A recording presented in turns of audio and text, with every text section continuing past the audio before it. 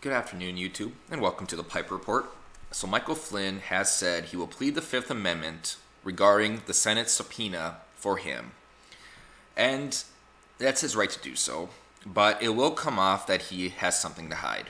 The same thing happened in the past. It happens with mobsters. It happens with Hillary's campaign. Whenever you plead the Fifth, even though it is your right to do so, and even though you really should plead the Fifth, you should never talk to the police without a lawyer. It doesn't matter if you're innocent or guilty. That's my personal opinion.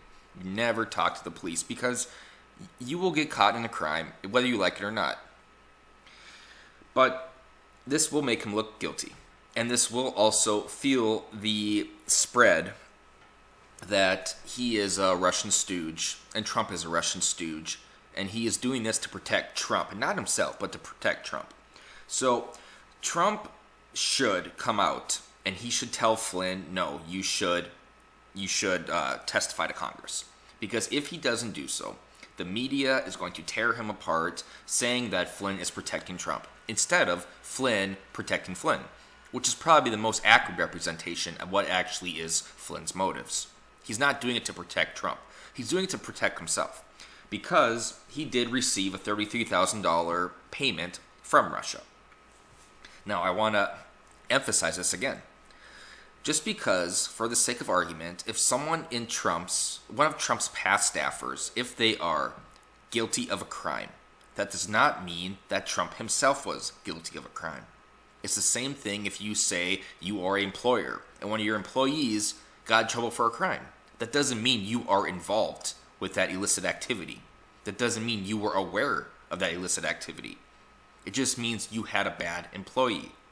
So this whole notion that if Flynn is guilty, that automatically means Trump is guilty because Trump wants to have better ties with Russia is completely nonsensical. The mainstream media and Democrats and Obama, they all wanted better relations with Russia. On a hot mic, Obama told the Russian ambassador that he has to mind his words until after the election. After the election, he can be more lenient and he can work better with Vladimir Putin. So the notion that Putin is completely evil and working with Russia makes you evil is also nonsensical. It's good to have global relations of a positive scale. It's good to be able to work with our allies and those who may not be our enemies but may not be our allies. Because when it comes down to it, the US, Russia, and China are all big superpowers of the world. So instead of increasing hostility and animosity, we should try to fortify some type of alliance through diplomacy, which is what the world should be like to begin with. And I understand the issue that there will always be war, because with power, or with possibility comes power. I think I said that wrong. Either way, countries always want to be the best. There's always going to be a leader who has a nefarious modus operandi. So let's go over the article a little bit here. Former National Security Advisor Mike Flynn will invoke his Fifth Amendment rights and decline subpoena issued by the Senate Intelligence Community.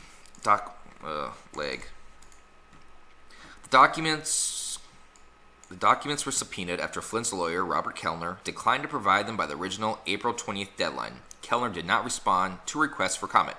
Flynn asked for immunity from prosecution in late March in exchange for agreeing to testify before House and Senate committees about Russia's election interference, which is a smart thing to do. Again, that does not indicate he is guilty, but that does give the illusion that he may be guilty. But either way, that is a smart thing to do.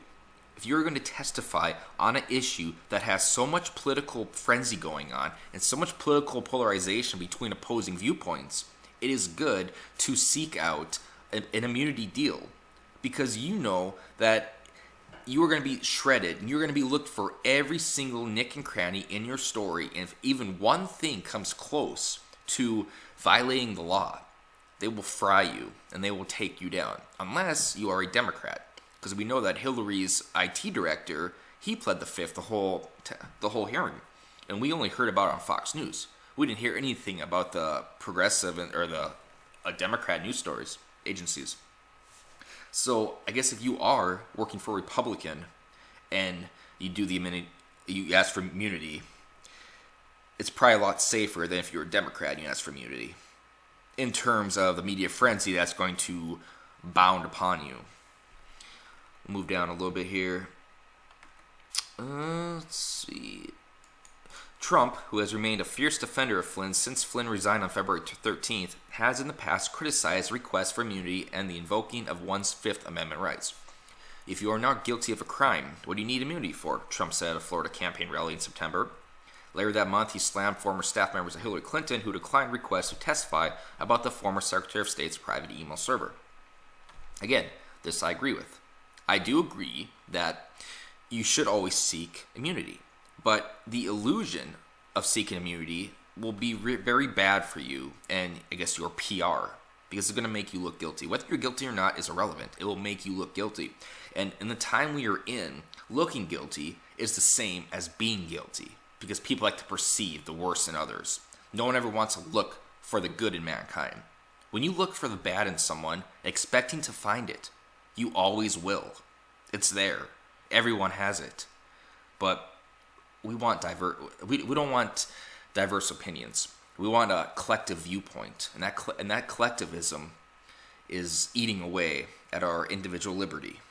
Now I'm kind of getting into the whole political spectrum here. I don't want to get into that. I want to stay focused on this article, so I won't digress anymore. But it is true that Flynn is doing the right thing by asking for immunity. He did do the right thing.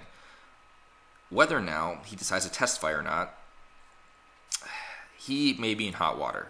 Again, I emphasize, doesn't mean Trump is. Doesn't mean Trump had anything to do with Flynn's possible transgressions. It just means that Flynn is protecting himself and not necessarily protecting Trump. The House Oversight Committee announced earlier this month that Flynn had failed to disclose a $33,000 payment he received from Russia's state-owned news network in 2015 on security clearance forms last year. Well, that's not really that big of a deal if we look what Hillary Clinton did, of all the non-disclosures she signed, and all the other documents she signed, and then she has a private email server completely violating those signed contracts.